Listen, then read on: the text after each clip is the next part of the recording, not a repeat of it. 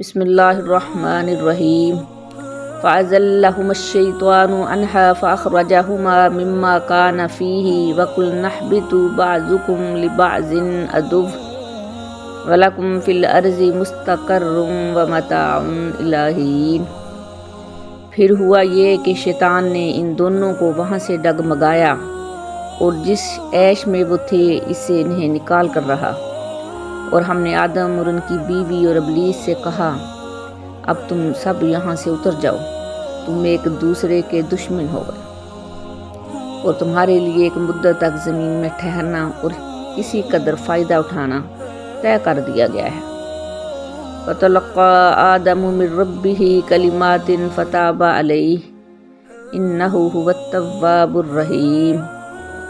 پھر آدم نے اپنے پروردگار سے توبہ کے کچھ الفاظ سیکھ لیے جن کے ذریعے انہوں نے توبہ مانگی، چنانچہ اللہ نے ان کی توبہ قبول کر لی، بے شک وہ بہت معاف کرنے والا بڑا مہربان ہے۔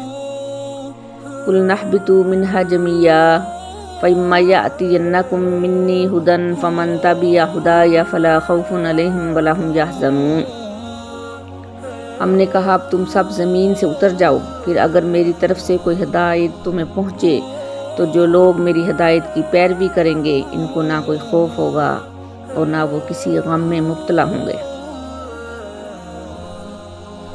وَالَّذِينَ كَفَرُوا وَكَذَّبُوا بِآيَاتِنَا أُولَٰئِكَ أَصْحَابُ النَّارِ هُمْ فِيهَا خَالِدُونَ۔ اور جو لوگ کفر کا ارتکاب کریں گے اور ہماری آیتوں کو جھٹلائیں گے وہ دوزخ والے لوگ ہیں جہاں وہ ہمیشہ رہیں گے۔ یا بنی اسرائیل اذکروا نعمتی التی انعمت علیکم وأوفوا بعہدی اوفی بعہدکم وإیایا فارہبون۔